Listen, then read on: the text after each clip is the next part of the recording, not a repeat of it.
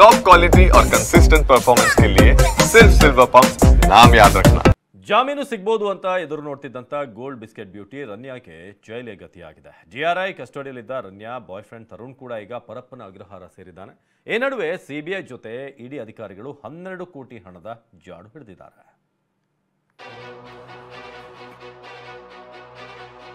ನಟಿ ರನ್ಯಾ ರಾವ್ ಜಾಮೀನು ಅರ್ಜಿ ವಜಾ. ಗೋಲ್ಡ್ ಬಿಸ್ಕೆಟ್ ಬ್ಯೂಟಿಗೆ ಜೈಲೇ ಗತಿ. ದುಬೈನಿಂದ ಚಿನ್ನ ಸಾಗಾಟ ಮಾಡಿ ಜೈಲು ಪಾಲಾಗಿರೋ ರನ್ಯಾಗೆ ಜೈಲೇ ಗತಿಯಾಗಿದೆ. ನೆನೆ ಜಾಮೀನು ಸಿಗಬಹುದೆಂಬ ನಿರೀಕ್ಷೆಯಲ್ಲಿದ್ದ ರನ್ಯಾಗೆ ನಿರಾಸೆಯಾಗಿದ್ದು ಆರ್ಥಿಕ ಅಪರಾಧಗಳ ಕೋರ್ಟ್ ಜಾಮೀನು ಅರ್ಜಿ ವಜಾಗೊಳಿಸಿದೆ.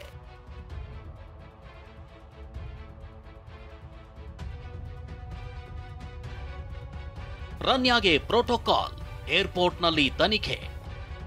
ಮತ್ತೊಂದು ಕಡೆ ರನ್ಯಾ ರಾವ್ಗೆ ಪ್ರೋಟೋಕಾಲ್ ನೀಡಿರೋ ಬಗ್ಗೆ ತನಿಖೆ ನಡೆಸ್ತಿರೋ ತನಿಖಾಧಿಕಾರಿ ಗೌರವ್ ಗುಪ್ತಾ ದೇವನಹಳ್ಳಿ ಏರ್ಪೋರ್ಟ್ಗೆ ಎಂಟ್ರಿ ಕೊಟ್ಟಿದ್ರು.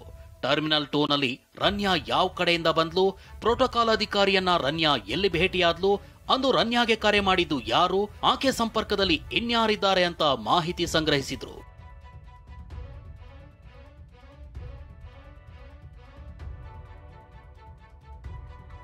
ಪತಿ ಜತಿನ್ ಕ್ರೆಡಿಟ್ ಕಾರ್ಡ್ನಲ್ಲಿ ದುಬೈ ಟಿಕೆಟ್ ಬುಕಿಂಗ್.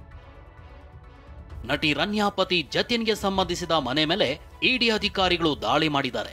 3 ಗಂಟೆಗಳ ಕಾಲ ವಿಚಾರಣೆ ನಡೆಸಿದ್ದಾರೆ.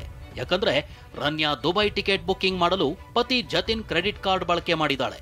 ಮಾರ್ಚ್ 1ರಂದು ಎಮಿರೇಟ್ಸ್ ವೆಬ್ಸೈಟ್ನಲ್ಲಿ ರನ್ಯಾ ಟಿಕೆಟ್ ಬುಕ್ ಮಾಡಿದ್ದು ನಿಮ್ಮ ಬಳಿ OTP ಕೇಳಿಲ್ವಾ ಅಂತ ಪ್ರಶ್ನಿಸಲಾಗಿದೆ.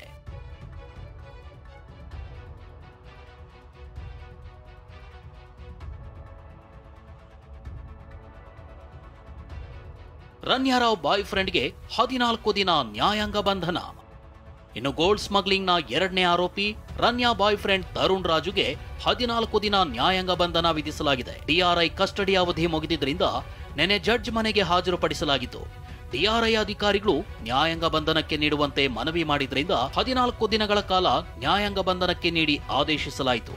ಇದೇ ವೇಳೆ ತರುಣ್ ರಾಜು ಪರ ವಕೀಲರು ಜಾಮೀನಿಗೆ ಅರ್ಜಿ ಸಲ್ಲಿಸಿದ್ರು. ಆದರೆ ಕೋರ್ಟ್ ಡಿಆರ್ಐಗೆ ಆಕ್ಷೇಪಣೆ ಸಲ್ಲಿಸಲು ಅವಕಾಶ ನೀಡಿದ್ದು ಇಂದು ಡಿಆರ್ಐ ಅಧಿಕಾರಿಗಳು ಆಕ್ಷೇಪಣೆ ಸಲ್ಲಿಸಲಿದ್ದಾರೆ.